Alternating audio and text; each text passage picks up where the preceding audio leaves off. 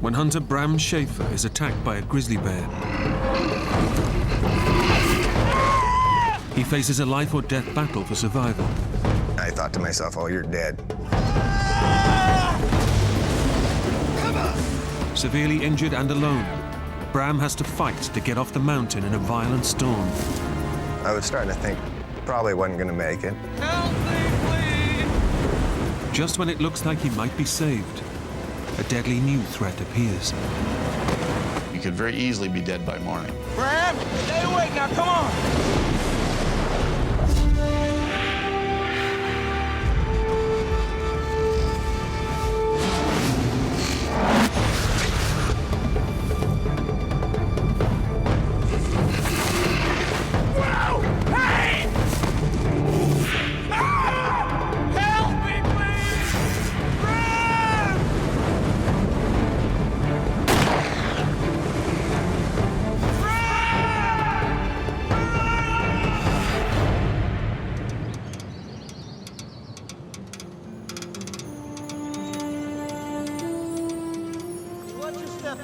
I'm watching my step. You watch your step. I'm doing fine, don't worry.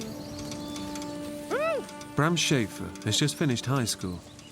To celebrate, his father Dennis has brought he and his brother to hunt elk with some friends on Horseshoe Mountain in Montana. My dad and a friend of mine's dad had decided they just wanted to do one last trip, you know, since we were kind of moving out and getting on with our lives. Watch out for these potholes. I'm looking. Eyes like a hawk, son.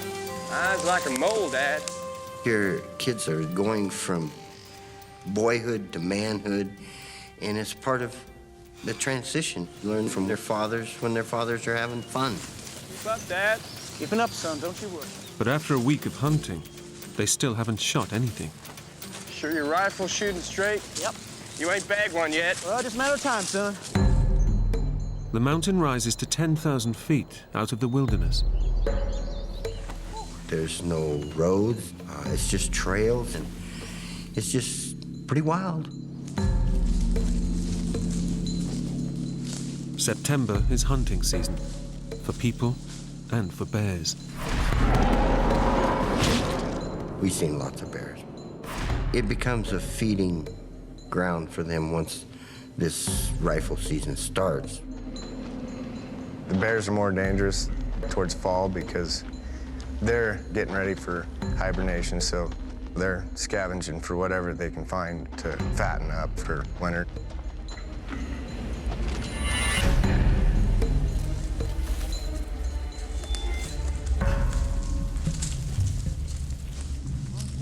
Today is the last day of the trip. The men climb almost to the top of the mountain, from where they'll sweep down in a wide line, hoping to find some elk on the way. They don't have much time. A big storm is heading their way. Okay, guys, why don't we all spread out, see if we can't flush something out. Bram goes to the end of the line. Okay, let's move it. Last chance, Pop. Last chance for what, son? Last chance to bag an elk. You said it. Bram had his own speed, and the way he went, he just went over a ridge, see? So he wasn't in sight of us. Bram takes off alone, ignoring any possible dangers. He was very strong physically and strong-willed. He's fearless. What's gonna hurt me? Bram's orange vest might stop other hunters from shooting at him, but it also makes him more visible to predators. But Bram's a high school football star, bold and brash. I was a pretty cocky kid. I didn't worry too much about anything. You know, I was 18, bulletproof.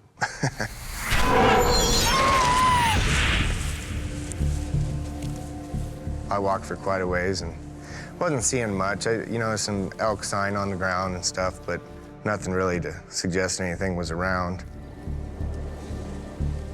We were kind of supposed to stay within earshot of each other, but they were up on the top of the mountain and I was off kind of coming around the side, a little lower.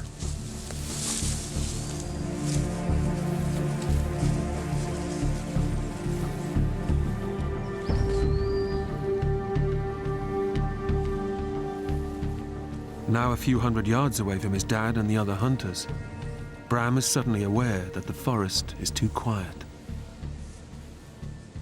I kind of got a weird feeling about then, and there wasn't hardly a noise.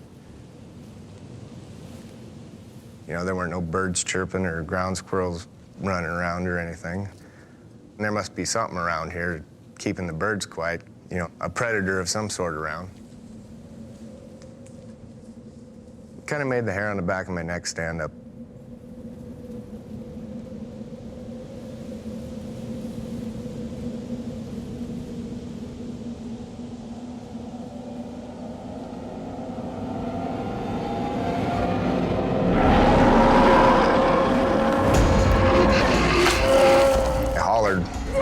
She didn't slow down. My next thought was get the hell out of the way.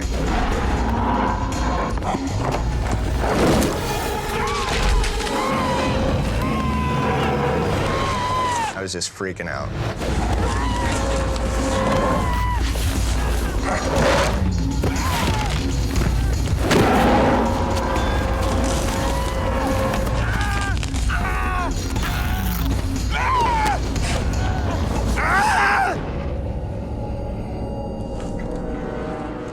The next thing I know, she's sitting there with her head in my lap, just huffing at me. I was very terrified. I thought to myself, you need to either eat me or get off of me. My temper was starting to get the better of me. So I reached up and punched her in the nose. I come back with my other hand, and she bit through my thumb. And I got to looking around, trying to find my gun. She was sitting on it with her hind legs. Just picked me up and shook me like a puppy with a sock.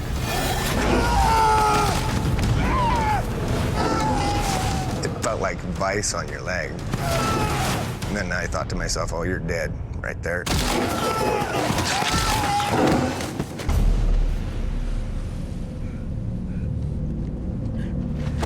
When she got done shaking my leg, she just kind of dropped me. I think she was just kind of seeing if she'd done enough damage that she could just leave me there. As long as Bram keeps still, the bear thinks he's no longer a threat. The moment he moves, the bear attacks again.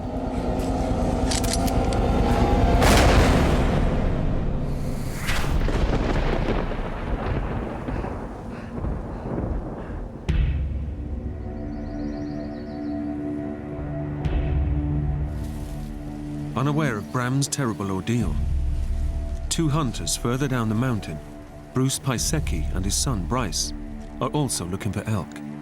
So far, without any luck. Come on, son. Our luck will turn. On their way to try a new spot, Bruce sees something that makes him very nervous. I'm starting to see bear sign and footprints of the bears. See that? It's a big claw. Pretty recent, too. But the hair was starting to stand on the back of my neck. With bears in the area, Bruce wants to get off the mountain as quickly as possible. That means going straight down through unknown territory. At the bottom, they'll try to find a trail to lead them back to their camp, a couple of miles away. There was something crawling up my neck that told me something's wrong. Pay attention.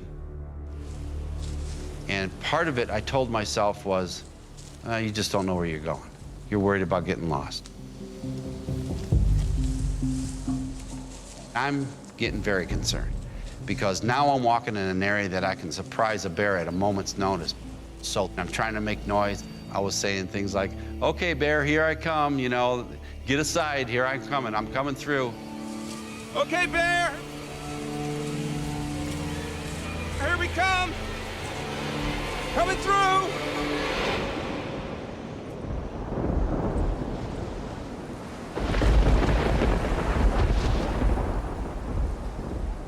Bram has done the nearly impossible.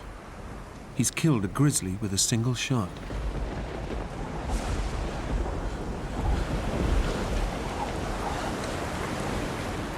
I felt just a lot of relief.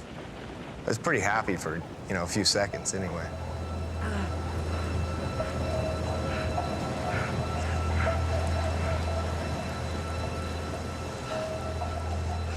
Didn't really know what all the wounds I had. I was just kind of trying to figure out, what damage was being done and what I needed to do to get out of it.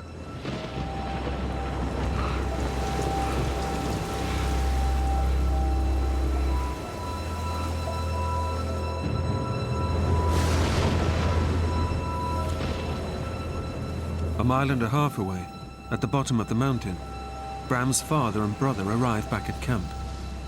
They haven't seen Bram for nearly 2 hours. We got to camp, no Bram. So I asked everybody, where's Bram? Have you seen him? No. Have you heard from him? No. I said, well, something's wrong. I got my other son immediately, and we went back up on the mountain. Let's go look for him. I knew he wasn't lost. He had a compass in his head. So I knew that wasn't a problem. But for him not to show up was just, it ate at you.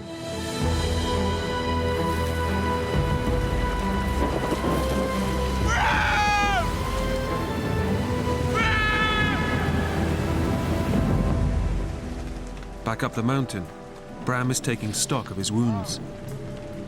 Adrenaline is pumping through his body, so he has no idea how badly he's hurt. I noticed my shoulder hurt. My head was bleeding, but I didn't really know what all the wounds I had. Bram has been savagely mauled. The bear has ripped his scalp and bitten deep in several places. But the adrenaline is stopping him from feeling the worst of his injuries. Standing up for the first time since the attack, Bram is in for a shock. His right thigh has been ripped from the bone. My upper thigh was just shredded. You could see the artery in there just pulsing, and then just big slabs of meat just kind of hanging loose.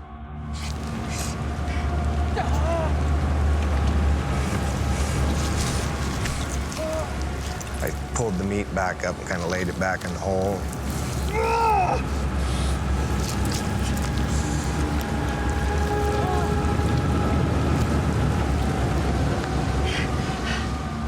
I wrapped my hunter's orange vest around the wound and kind of tried to tourniquet it a little bit.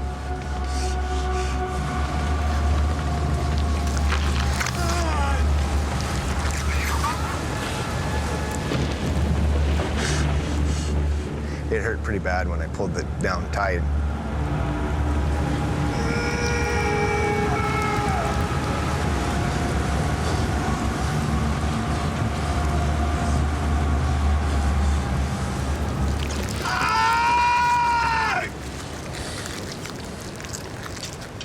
First thing, I sat there and I shot 3 shots like they teach you in hunter safety, and it's, it's supposed to be the universal signal that I need help.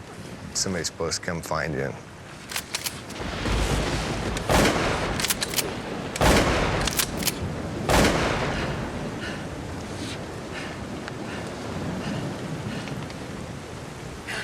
Come on! Damn! Help!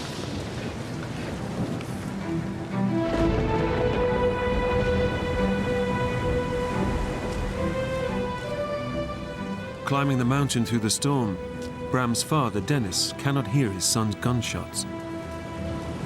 Bram! Son, can you hear me? Bram! It was getting really nasty. The wind started blowing about 30 miles an hour. We couldn't hear nothing.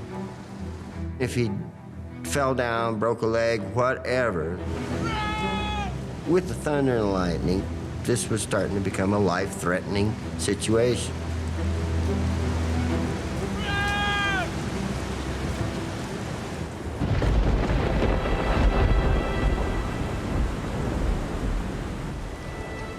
When no one responds to his distress signal, Bram's hopes of being rescued begin to fade.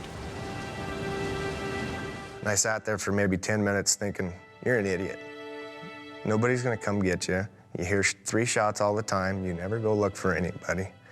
So I had to decide what I was gonna do. And I just decided I better get up and get going. But walking with such terrible injuries is nearly impossible.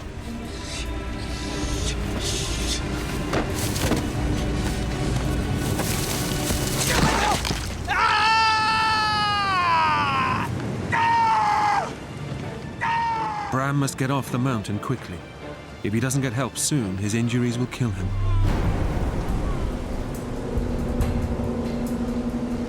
Help!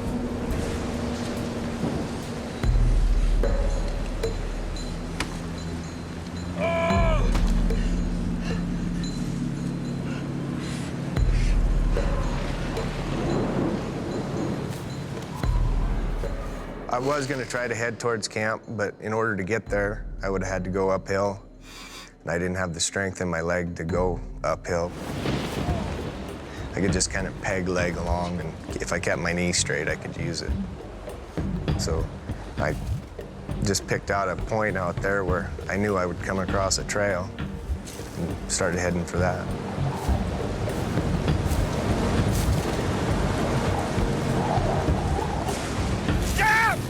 I was pretty pissed off at the world.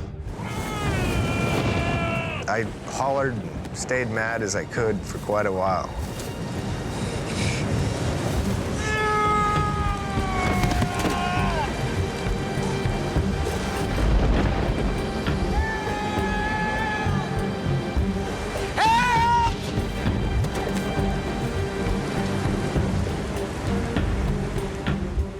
Bram's anger is fueling the adrenaline that's pumping through his system. It's the only thing fighting the pain and keeping him alive. I think the things that kept me going were just willpower and a good, healthy anger base.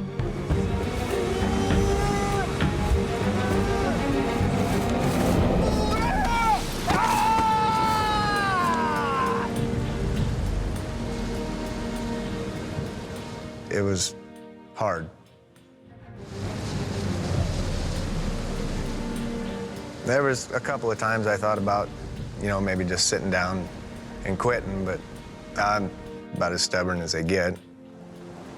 I knew if I didn't keep going, I probably wouldn't make it anywhere and nobody would find me. Oh, damn!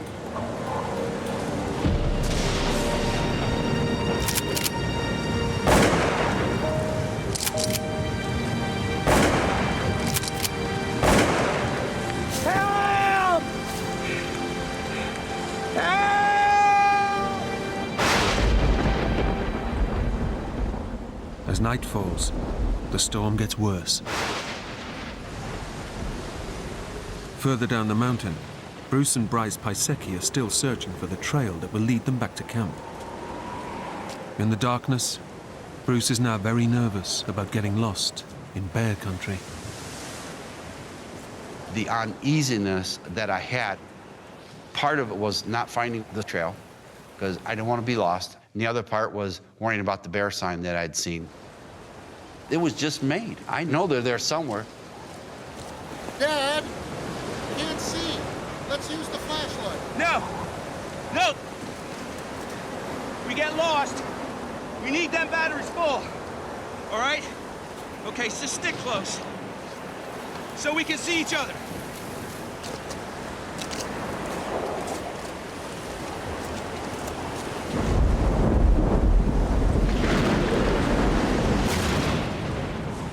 On the other side of the mountain, Bram's father, Dennis, combs the slopes in a desperate search for his son.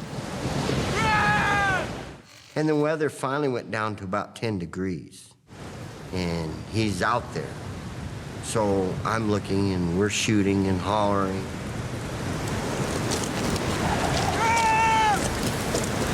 Son, can you hear me?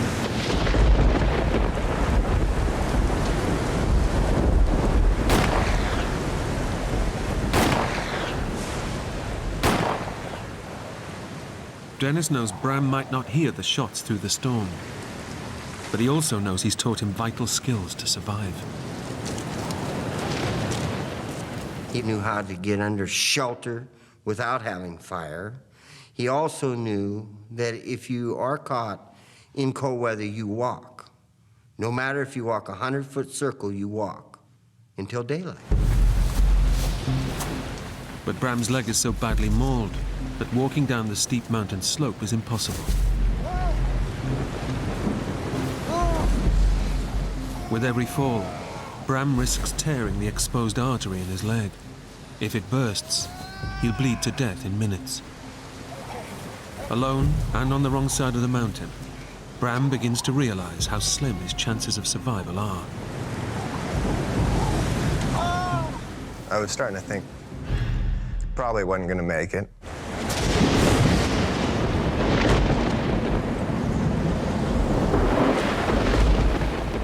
But help is closer than Bram realizes. Further down the mountain, Bruce and Bryce finally hit upon the trail that will take them back to camp. Dad, over here!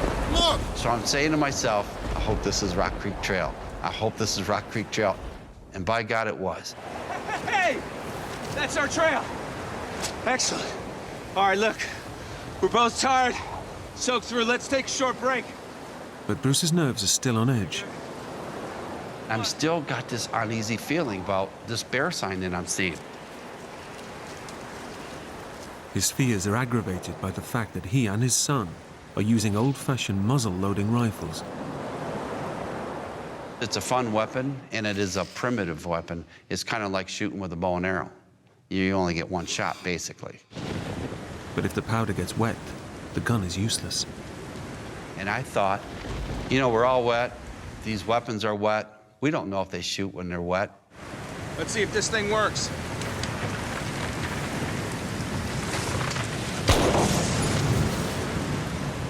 I heard a gunshot that was pretty close.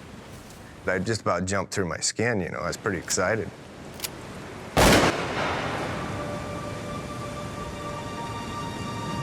I think that's Dave. I thought it was my friend Dave because now I'm an hour late for dinner. Dave! Dave! Over here! Dave! Help! Down here! Dave! Help! Help me! I heard this voice come around in the wind, Did you hear that? Yeah. but it was like a frantic voice. And I thought, that wouldn't be Dave. I mean, Dave, if he's looking for me, he knows he's found me. He wouldn't be screaming. Dave! Dave! Help! Knowing help is nearby, Bram begins to relax. But it's too soon, and it puts him in even greater danger. I didn't have to bear the whole weight of it anymore, so my body started shutting down, Help me! quivering, stuff. So Help me! Bram is going into shock. If he loses consciousness now, Bruce and Bryce might not find him until it's too late.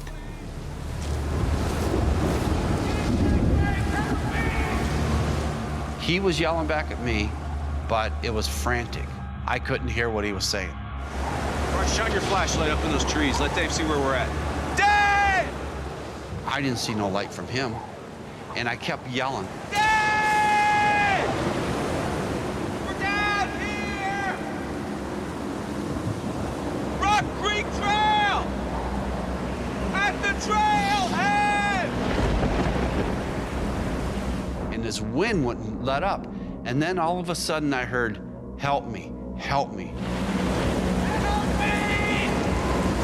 Get back my bear! The wind came around and just carried it just perfect. And all of my fears of bears just came alive. Oh my God, somebody's hurt there. We gotta help. You stay behind me. Anything comes at us, use that muzzle loader, you understand? You all right?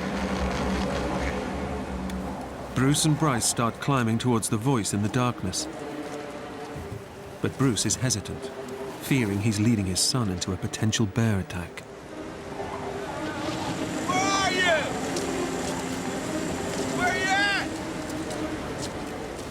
As I'm getting closer, I'm yelling at the top of my voice because now I'm scared.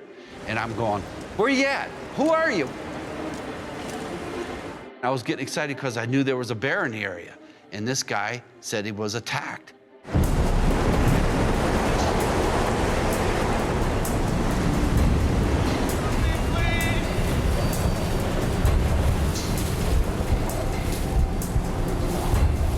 I flashed the light and I hit something up in the woods, but it was a red glow. And bears' eyes are red, I'm thinking, when they see him with the flashlight. I said, Bryce, the bear's right on him. Let's go. Let's get up there.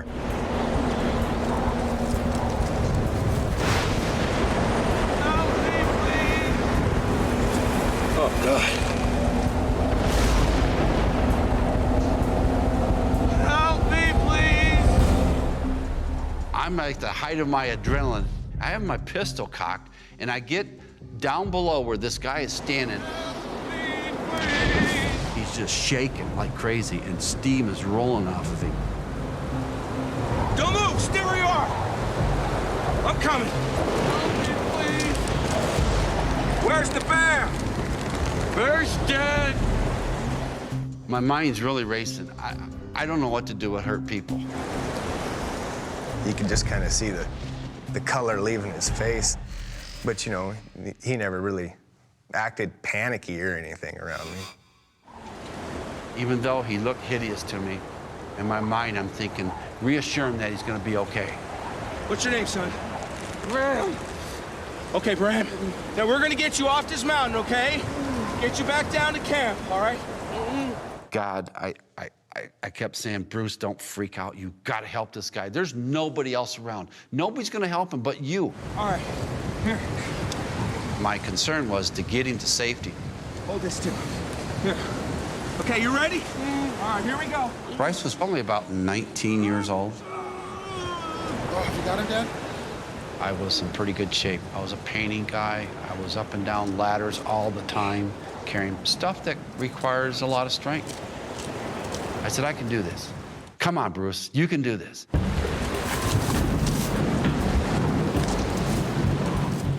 I just didn't realize how hard it was gonna be.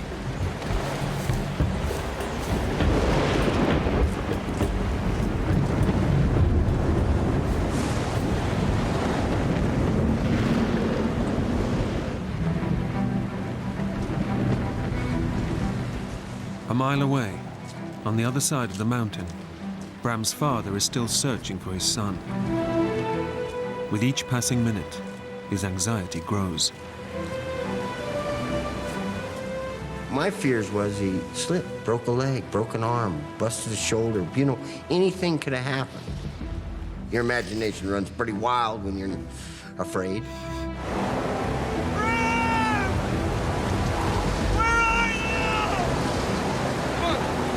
Let's drive here. Dennis won't ever give up. But the others know that the chances of finding Bram at night, in the raging storm, are slim. On the other side of the mountain, Bruce is struggling to carry Bram. His strength is running out. And I'm saying to myself, Jesus, this can't be this hard. And it was like the worst thing in my world. I thought, how am I gonna continue this? But I said to myself, whatever you do, Bruce, don't give up. You have to get this kid back to safety.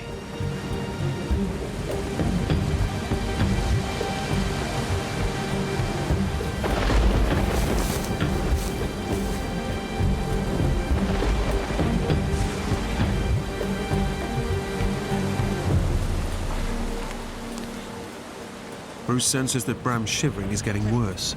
Okay. He's in severe shock, and his body temperature is dropping. All right. Hold him up. Hold him up. So I took my raincoat off and I wrapped it around him to try to keep that warmth in him. All right. Sure, I'm in there. That's it. That's it. Every time we stop, all right? Stand you up. I'm gonna put my arms around you and try and get you warm, okay? Okay. You ready? Here we go.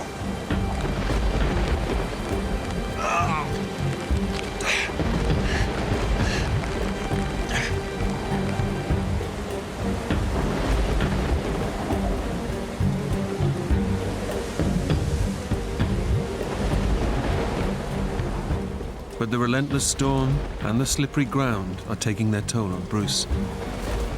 Only a few minutes later, he has to put Bram down again. Now it's only been 50 yards, and I'm winded again. And I'm going to myself, you cannot give up, Bruce. You cannot give up. I'm exhausted. I'm tired. I am breathing so hard, and I'm sweating so bad. I know I'm in trouble. But Bruce knows he must get Bram off the mountain fast. If he fails, Bram will die.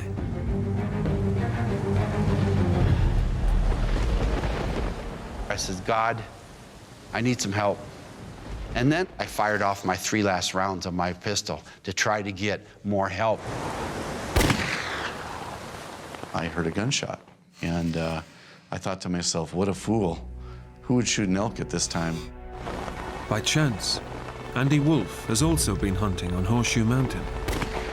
When I heard the second shot, I got that uneasy feeling. And when I heard the third shot, I knew something was wrong. Somebody maybe was disoriented. I thought maybe we would just go find him and help him off the mountain. Andy knows there are others camping nearby who can help him form a search party. I knew better than to go up onto that mountain in a storm alone. Joined by the other hunters, Andy Wolf sets off in the direction of the 3 gunshots. So here we are going this huge mountain in the middle of the night with roaring wind. We're having to yell to each other to even talk to each other.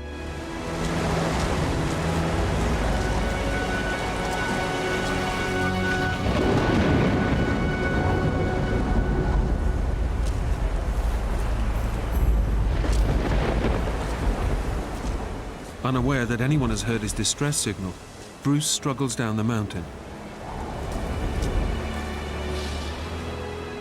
But the going is so tough, he can only manage a short distance before he has to put Bram down again.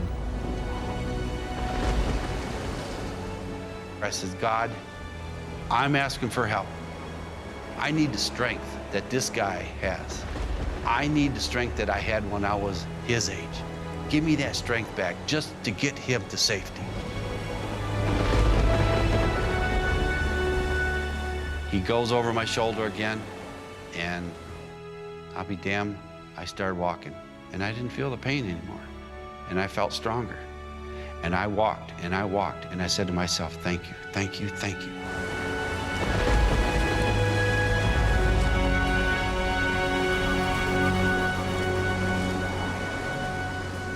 They're now less than a mile from Bruce's camp. And although Bruce has found a new strength and determination to carry on, Bram's condition is rapidly deteriorating. There were several times when I was carrying him that I felt like I was carrying a dead man.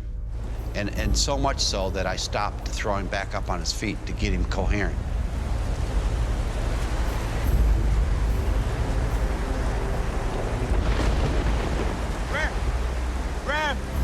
Bram, wake up, Bram. Stay with me. Bram? Well, Bram was like in and out, in and out. He was okay, then he wasn't okay. He was real coherent, and then he wasn't. I'm saying, don't you dare give up. Don't you dare give up. All of a sudden, Bryce started yelling and says, Dad, Dad! Bram! Bram! Bram, you're gonna make it! You're gonna be okay! Somebody's hit! Hey! Up here! We were probably 45 minutes into our hike when we started hearing screams for help.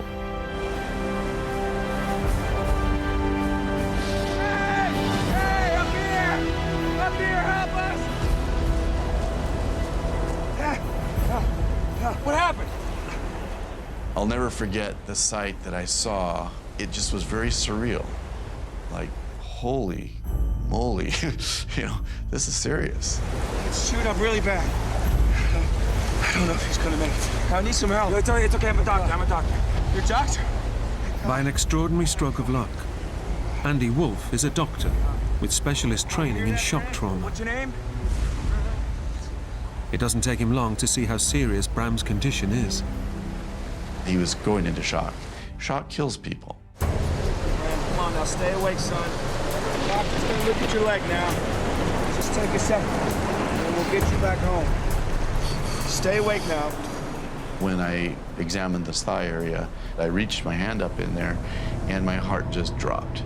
I could feel his femoral artery just like a garden hose.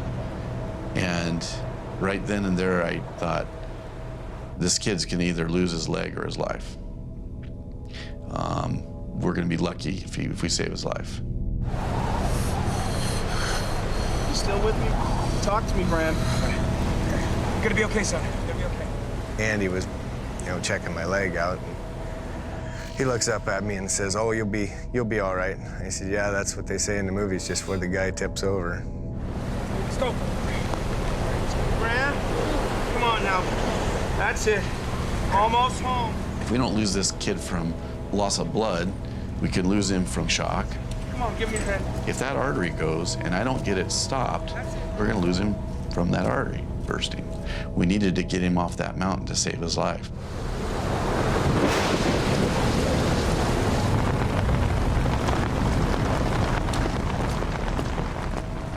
The camp is only a mile away from where Bram was attacked by the bear. It's taken him nearly 4 hours to get there. Guys, go try to find some help! Two of the rescue party are immediately dispatched to get help. The nearest ranger station is less than 5 miles away. But even if they make it there and call for air rescue, a helicopter would be grounded in this storm. Bram is a long way from safe. I felt so relieved that we got him in there, and it started getting emotional for me, because I knew we gotta really save his life. We gotta take care of him. Yeah, we're gonna need some water. I'd lost most of my adrenaline, so I was starting to feel more, and I was thinking about, you know, you could possibly die. Bram was in a tremendous amount of pain. You could just see it in his face, but Bram's a cowboy, and he would not complain if both arms had been chewed off. I put a lot of antibiotics into him too, trying to stem the tide of infection. The doctor knows that even if Bram survives the night, his injuries are severe enough for gangrene to set in, which means he could lose his leg, or, if not treated quickly, his life. Do you have any dry clothes? Yeah.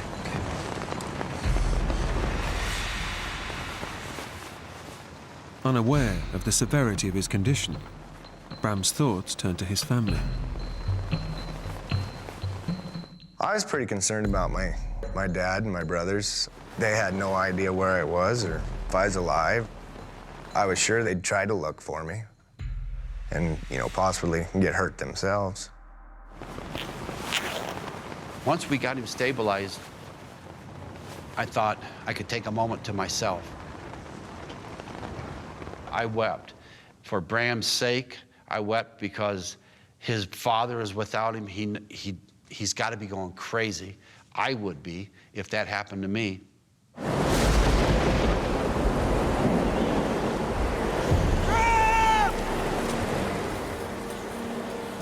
Up on the mountain, Dennis Schaefer is confronting his deepest fears. I got to thinking, man, I might not be bringing one home. You know, and that feeling down in your guts, I'll tell you what, is an empty, empty feeling. Searching the dark, treacherous slopes in a raging storm is becoming too dangerous. Dennis's friends decide it's safer to wait until morning. Dennis, we can't go on. I don't care how bad it is. I am not going back. That is my son out there. Dennis, please. I'm sorry. I was determined to be out there looking for him, but the mountains are unforgiving if you're caught wrong, and they will kill you. So I got voted down, and we had to go back to camp.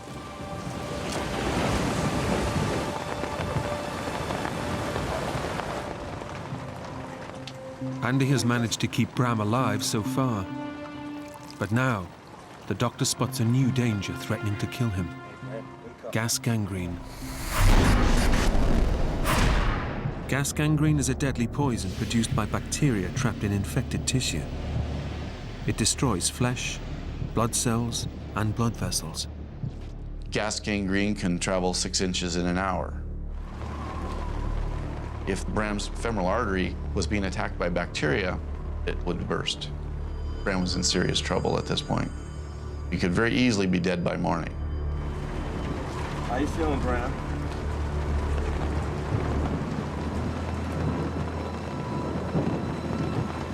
I was laying there thinking that, you know, I could lose my leg, and the thought of dying was still there, yeah. I mean, I knew I was in bad shape. Dr. Andy Wolf has given Bram antibiotics and painkillers. But without more powerful medication, Bram could be dead within hours. The gas gangrene is spreading rapidly towards his femoral artery.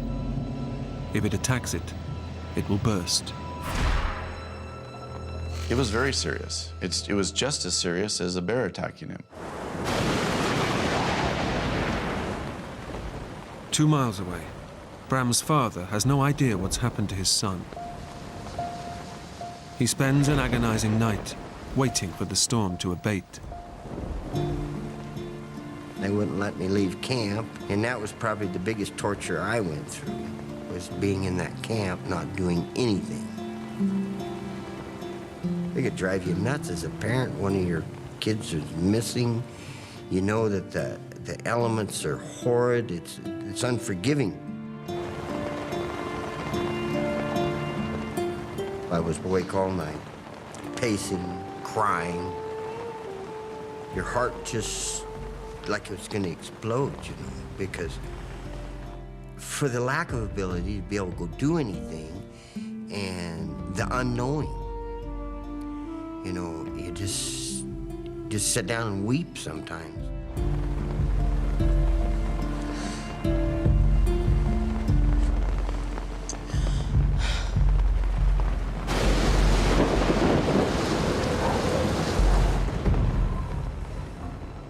Andy and Bruce also spend a harrowing night, hoping Bram will survive until morning.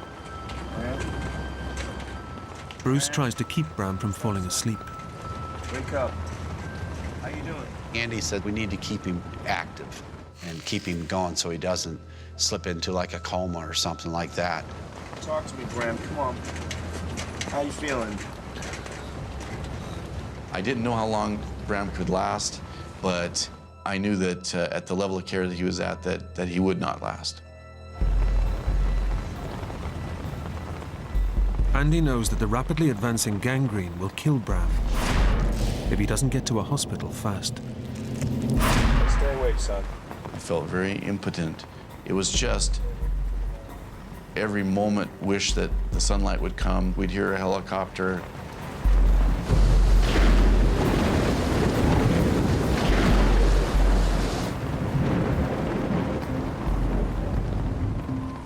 We stayed up the whole night. We took turns looking at his wounds, changing his bandage, waiting for help to come. But help is a long way away, and time is running out for Bram. Bruce and Andy don't know how much longer he'll survive.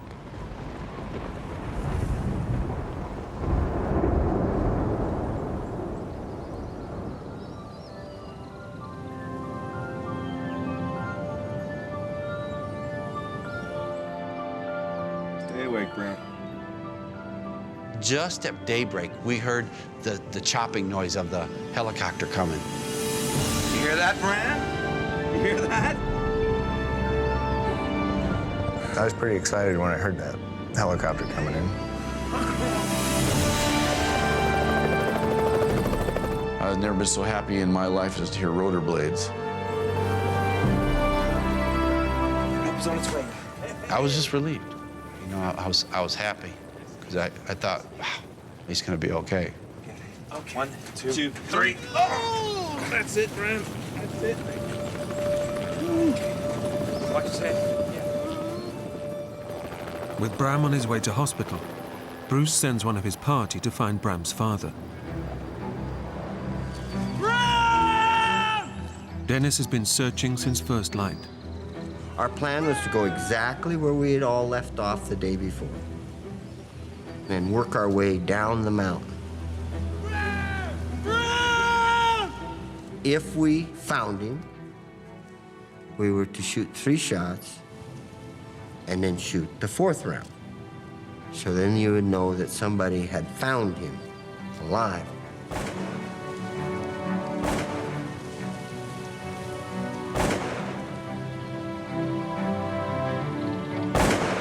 Jubilation. Tears run down my face, and we're literally running down the mountain. You're just so happy he was alive. It took 18 days for the doctors at Billings Hospital to save Bram's life. Miraculously, they also saved his leg. I was pretty happy to see it when I woke up, that's for sure. I feel very grateful for all the angels around the mountain, Bruce and his boy and Doc Wolf.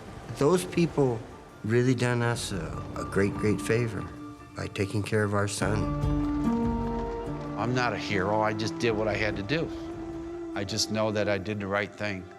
And to this day, I care about him a lot, more than he thinks I do.